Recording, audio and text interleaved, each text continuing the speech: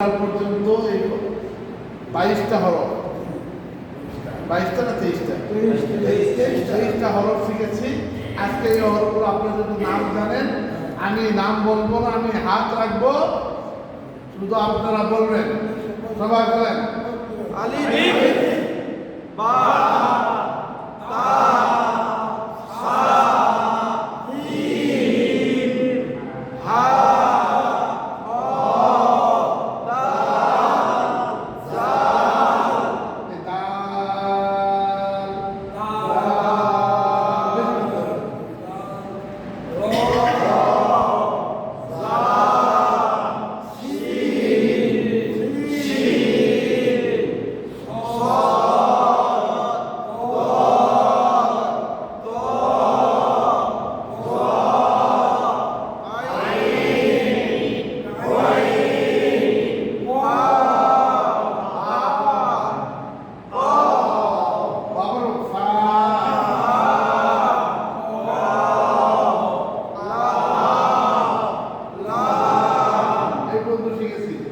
আমি নাম বলবো, যেভাবে বলবো, আবার উল্টা দিকে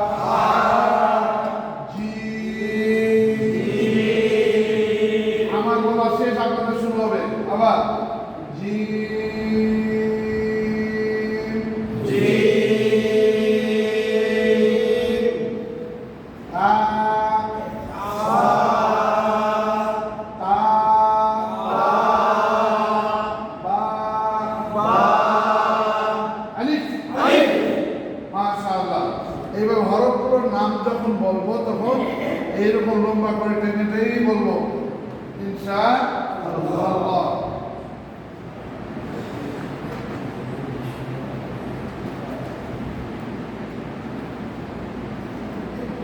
এবার দেখেন, আমি এই নিচে একটা হরফ লিখতেছি, আপনার চিনেন, নাম বলবেন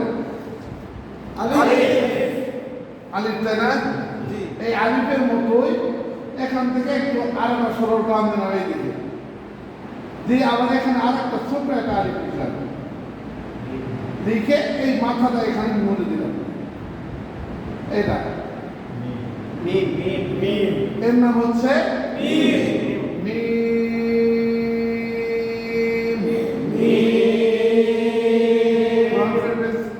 কয়েকটা সূরার প্রথমে ওই এরকম যেমন সূরা বাকারার মধ্যে আলিফ লাম মিম, তাহলে বলি কেন বলি, কারণ আছে, এজন্য এর নাম কি? আরেকবার আরেকবার আরেকবার এই মিমটা কোরআন শরীফের ভিতরে শব্দের শুরুতে যদি থাকে তাহলে এইরকম, শব্দের মাঝখানে যদি থাকে তাহলে এইরকম, আর শব্দ যদি শেষে থাকে তাহলে কোনো এইরকম। হ্যাঁ, কোনো জায়গায় আবার এইরকমও হয়, মানে এইরকমও হয়, মানে এরকম শেষে থাকে এরকম, প্রথমে এরকম মাঝে এরকম শেষে এরকম, অথবা এরকম হয় এরকম, আবার এখানেও একটা এরকম পেঁয়াজ দিয়ে এরকম, তারপর এরকম পেঁয়াজ দিয়ে এরকম। এখানে পূর্ণাঙ্গ অক্ষরটা বড়রা সাথে থাকে। জি এখানে ওটাতে ছিল না মানে এটার তুলনায় হ্যাঁ হ্যাঁ, জি জি, মানে শব্দের প্রথমে থাকলে এরকম দেখা যাবে। যেমন আমরা কি জানি, যেমন এই এটা কি মিম। ওই যে এটা কিসের মাথা, এই যে হার মাথা, হ্যাঁ হার মাথা, এই শব্দের মাঝখানে একলো, এটা কি মিম। এই শব্দের শেষে এটার নাম কি দা।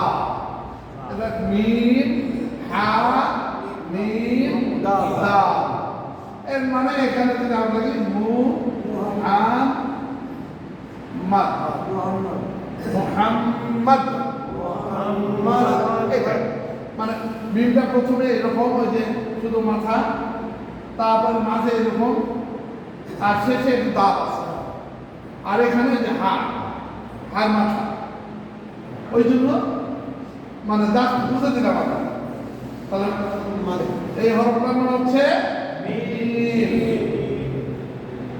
তারপরে এইরকম, যেমন আমরা এই দেখেন এই জিনিসটা, এটার নাম কি তাই না, এখানেও লিখলাম এটা হলো কি ক, তাই না। এই কটা শুধু এখানে গোল মাথাটা বাদ দিয়ে একটা নুক্তা কমে দিলাম, এর নাম হচ্ছে বলে মানে এরকম নু নয় কিন্তু এইরকম।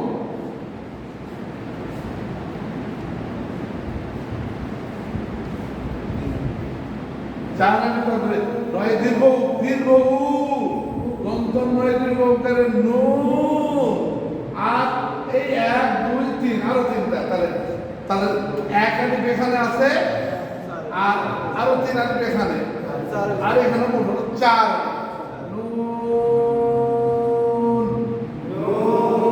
আমরা বলছিলাম নু, বলেছি নু ওয়া, নু ওয়া এরকম বলছি, ওয়া নয় ভিন্ন, নুন তিন আলিফ টানতে হবে। বাংলায় আমরা বাংলা পড়লেও দেখেন, বাংলায় মানে রস্বই আর দীর্ঘের মধ্যে পার্থক্য আছে। এই দন্তন্বয় হয় সেই কারে নি নি, এটা কি নিয়ম। এটা যদি কথার কথা, যদি এইরকম করে দীর্ঘইকার দেই, তাহলে কি হবে উচ্চারণটা নিয়মই হয়ে গেল, নিয়ম। হ্যাঁ দীর্ঘ ই, তাহলে দন্ত নয় দীর্ঘ ইকারে নি, এই জন্য এখানে দীর্ঘ ই বলবে, নিয়মটা দীর্ঘ ই বলবে না, এখানে নিয়ম আছে। আর এখানে দেখেন কি হলো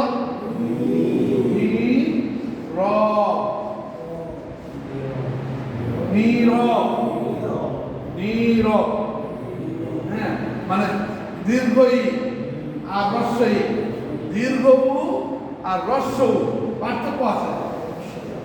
যেমন হলো দন্তন্বয়ে দীর্ঘ উকারে নু, আর দন্তন্বয়ে হর্ষকারে নু, এটা হলো নু আর এটা হলো নু। আমরা বাংলা পড়লেও কিন্তু এই উচ্চারণটা আমরা অনেকে দন্তন্বয় হর্ষকারে নু আর দন্তন্বয় দীর্ঘ উকারে নু, কিন্তু দীর্ঘ উ, দীর্ঘ মানে কি লম্বা, দীর্ঘ ই মানে ইটা শব্দটা হবে লম্বা, এই জন্য। তাহলে এই এই একটা মনে করেন নোক্তাটা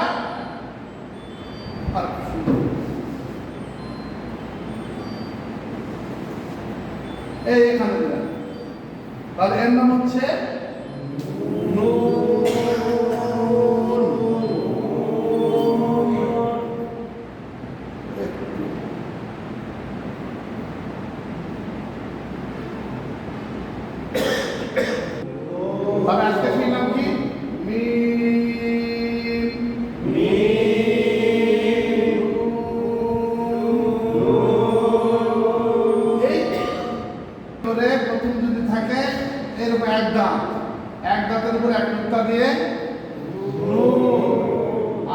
শব্দের মাঝখানে যে থাকে এইরকম, এটার নাম আর শব্দের শেষে যদি থাকে তাহলে এই নুন। বুঝা গেছে? মানে এইরকম।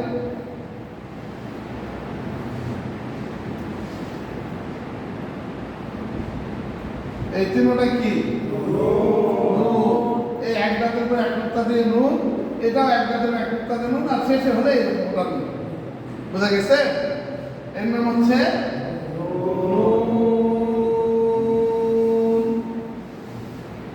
বলে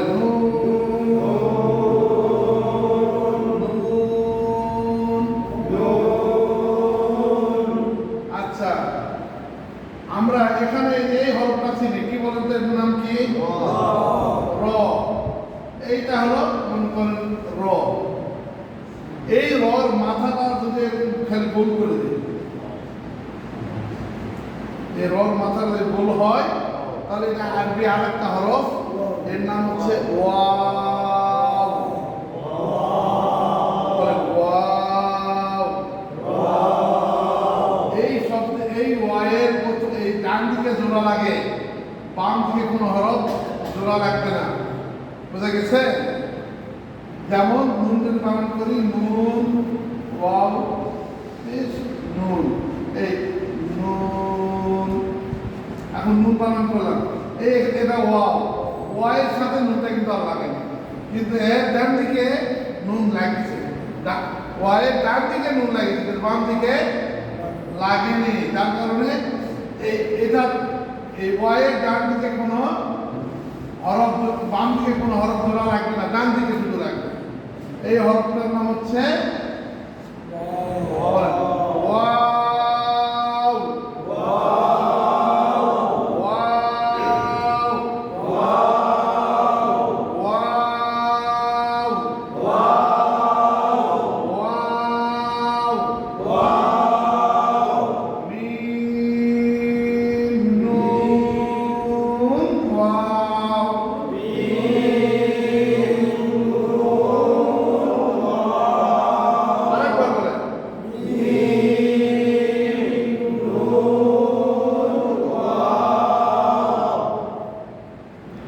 এটা আর একটা অক্ষর, এই যে এটাকে হা বলতেছে, হা। কোরআন শরীফে আরো একটা হা আছে এইরকম, এটার নাম এটা হলো হা। এই হাটা হলো কণ্ঠনালী, এখান থেকে শুরু হবে। হান হা, হা, এটার নাম হলো হা। হা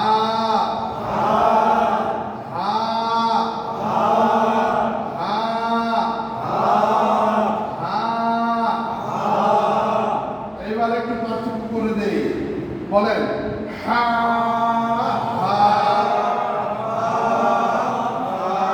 নিজের পার্থক্য বুঝেন, আমার শুনেন না। হা হা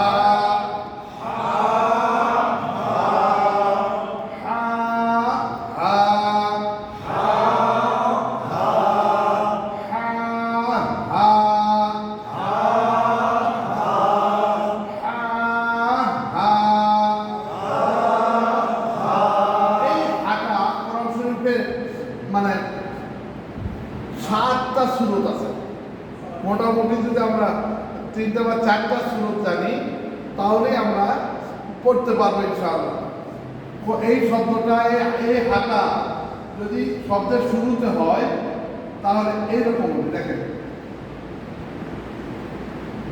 এইরকম শব্দের শুরুতে যদি হয়। হ্যাঁ, শব্দের মাঝখানে যদি হয় তাহলে এইরকম।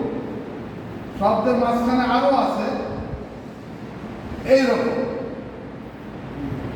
আবার শব্দের শেষে এইরকমও আছে, আবার এইরকমও আছে। তাহলে এটা 7টা সুরত, কিন্তু এখানে আমরা মাত্র 5টা সুরত দেখাচ্ছি। 1 2 3 4 5, এই 5টা সুরত। এই 5টা সুরত যদি জানি, এই সব কটাই কিন্তু এই হা, এই হা সব কটাই এই হা। শব্দের শুরুতে হলে এইরকম, শব্দের মাঝখানে এইরকম, এইরকমও হয়, এইরকমও হয়, এইরকমও হয়। অনেক সময় আবার শব্দের মাঝখানে আর একটা সুরত হয়, যেমন এইরকম হয়, মানে উপরে এই পেঁচটা থাকেই না। কোরআন শরীফের এরকম হা আছে। তাহলে এটা যদি বলি তাহলে আপনার বলবেন হা হা হা, বলেন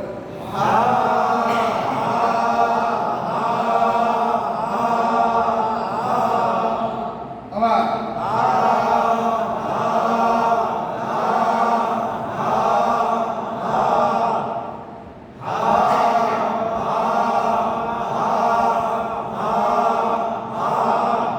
এই যে মানে এরকম যেটা দেখেন সেটা হলো হা। সহজ কথা হলো যে এরকম দেখলে মনে করি এটা হলো। একটু প্রশ্ন ছিল বলেন যদি কোনো বাক্য হাতে তৈরি করে আর শেষে কি পূর্ণাঙ্গ এই জন্য শেষে অধিকাংশ একে এইরকম থাকবে। মানে কিনা জন্য সহযোগী এই হাতটা বাক্যটা হ্যাঁ এইরকম থাকবে, শেষে এইরকম থাকবে। কিন্তু মানে শেষে এইটা কখন থাকবে, যে হরফের সঙ্গে যে হরফের বাম পাশে এই হরফটা জোড়া লাগবে না। যেমন অনেক জায়গায় আছে, যেমন বলি শব্দের শুরু দেখেন, প্রথমে বলেছি যে এটা শব্দের শুরু, এটা কি বলেন তো?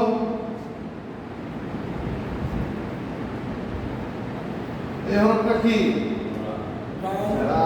দা। এটা কি? হা। এখন যদি এই শেষে যদি আসে তাহলে জোড়া লাগবে, জালের সঙ্গে কোন জোড়া লাগবে? জালের সঙ্গে হা জোড়া লাগবে না, যার কারণে এই পূর্ণাঙ্গ এই হাটা এখানে এরকম। এই হলো হা জি হি, হা জি হি, হা জি হি। বোঝা গেছে? এটা হলো বিক্ষিপ্ত যখন থাকে, অর্থাৎ জোড়া লাগলো না, মানে এক্সট্রা করেই যখন এই হাতে থাকে তখন আলাদা যখন থাকে তখন এইরকম, তখন এইরকম কোনোটাই থাকবে না, জোড়া ছাড়া। সাতটা হরফে তার বাম পাশে কোনো হরফ জোড়া লাগে না, সেই বাম পাশে ওই 7 হরফের বাম পাশে যদি হাঁটা আসে তাহলে এরকমই আসবে। বুঝা গেছে? তাহলে আমরা সব করে মিশে দিলাম, দিয়ে এইখানে অরিজিনাল যেটা হা,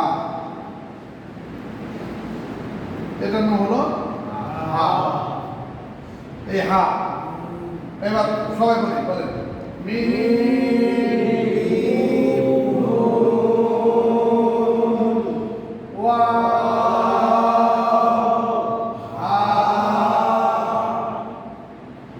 এইবার এই এটার নাম কি বলেন তো? আইন। এর নাম কি? আইন। এই যে আইন, এই আইনের এটা মিশে দিলেই যদি বিক্ষিপ্ত থাকে তাহলে এর নাম হলো হামজা। হামজা এর নাম কি? হামজা। হামজা বলা যাবে না, বানানটা হলো এরকম একা ম মন্তস্থ একা হ, হামজা হামজা হামজা হামজা হামজা হামজা। এর নাম কি? এই হামজা এবং আলিফ এই দুটাতে যখন হরকত করে, অর্থাৎ জবর জের পেশ এগুলা যখন করবে তখন উচ্চারণটা একই মতো, মানে উচ্চারণটা এক, মানে আলিফের উপর জবর দিল আলিফ জবর আ, এই হামজার উপর জবর দিল হামজা জবর আ, আ হামজার জবর হা নয়, হামজা জবর আ, এইরকম। ওই জন্য এটা হচ্ছে হামজা। আমরা কিন্তু ছোটবেলায় পড়েছি, দেখেন ওয়া নুন হামজা, এখানে আরেকটা হরফ আমরা ছোটবেলায় পড়েছি, সেটা লামানিক। লামানিক একটা হরফ আমরা এইরকম পড়েছি, এখন কিন্তু লামানিকটা এখানে দেওয়া নাই। কারণ লাম এটা ভিন্ন, লাম আলিফ মানে অনেক সময় এটার নাম, এই ডান পাশেরটা হলো লাম, এটার নাম হলো আলিফ। এই জন্য এটা আবার কোনো কোনো এরকম লাম আলিফ। আলিফের ডান পাশে কোনো হরফ জোড়া লাগবে না। হ্যাঁ, হ্যাঁ, লাম আলিফ মানে এই হা নুন ওয়াও হা লাম আলিফ। এই লাম আলিফ ছিল, সেই লাম আলিফটা আমরা কিন্তু বাদ দিয়েছি। লাম আলিফ নাই, মানে লাম আলিফ আলাদা কোনো শব্দ নয়, ওখানে দুটা আলাদা কোনো হরফ নয়। লাম একটা হরফ, আলিফ আরো একটা হরফ। এই জন্য এখানে হামজা। এখন হামজার পরে হামজারও ডানে বামে কোনো জায়গায় ডান দিকেও জোড়া লাগবে না, বাম দিকেও জোড়া লাগবে না। হামজার ডান দিকেও জোড়া লাগবে না, বাম দিকে সব সময় মানে একটা আলাদা হয়ে থাকে। শব্দের মাঝখানে না কখনোই না। মাঝখানেও হবে, মাঝখানে হলেও জোড়া লাগবে না। যেমন আমি দেখে দেই, যা বলি, যেমন কোরআন শরীফের মধ্যে আপনাদের কোরআন শরীফের মধ্যে অনেক আছে হামজা পেশ লাম আলাদা বলে লা, এরকম একটা দাঁত আছে। এই দাঁতের উপর এরকম একটা ইয়াতে হামজা আলাদা হয়। এটা এই দাঁতের উপর কি আছে? হামজা। মানে হামজাটা এখানেও জোড়া লাগেনি। উলা এই এটা কি কাফ। এই উলা অর্থাৎ মাঝখানে হলেও হামজা জোড়া লাগবে। ওর ডানে বামে পিছনে কোনোভাবেই হামজা সব সময় আলাদা। হামজা সব সময় আলাদা থাকবে। হামজার সঙ্গে ডান দিকেও কোনো হরফ জোড়া লাগবে না, বাম দিকেও লাগবে না, মাঝখানে থাকলেও আলাদা থাকবে। বুঝা গেছে?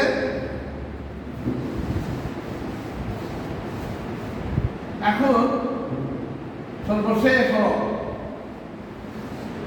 এটার নাম হলো ইয়া। ইয়া ইয়া ইয়া ইয়া ইয়া।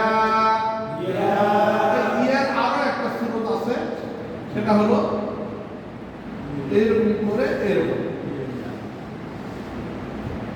এরকম। আর মধ্যে এখানে দুটো নোটটা আছে। ইয়া, এটাও ইয়া। আমরা ছোটবেলা ইয়া ইয়ে ইয়া ইয়ে, ইয়ে নয়, ইয়া ইয়া ইয়া ইয়া। এটা সচরাচর এই ইয়াটা এরকম ইয়া, এই ইয়াটা হলো শব্দের শেষে। আর শব্দের শুরু হলে এরকম এরকম এক দাঁতের নিচে দুই নোক্তা ইয়া।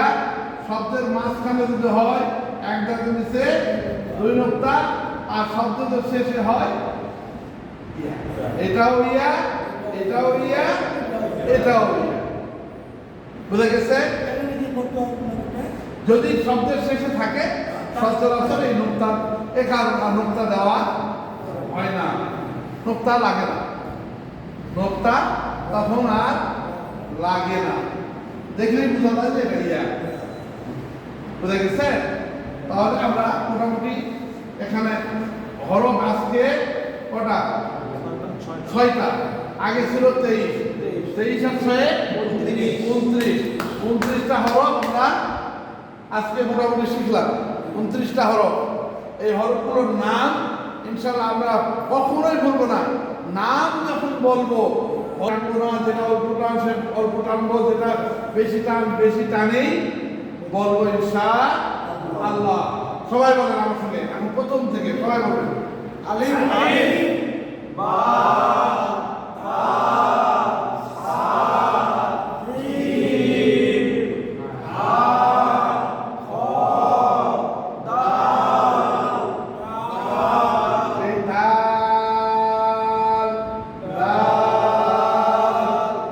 মানে আরো একটু লম্বা করবেন এবার।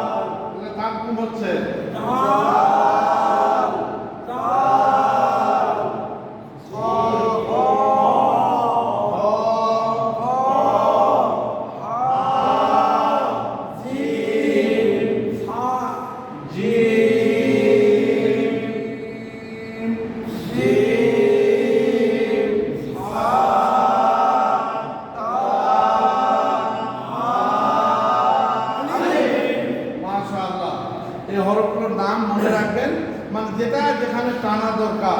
হরফের নাম যখন বলবো নামটা সহিষ্ণুভাবে বলবো, পরে মানে এটা যখন হরকত বলবে, হরকতের উচ্চারণ যখন হরকত দিয়ে হবে, হরকত মানে জবর জের পেশ এগুলো হরকত বলা হয়, এইগুলা দিলে তখন শুধু হরকত থাকলে তখন ওই টানা যাবে না।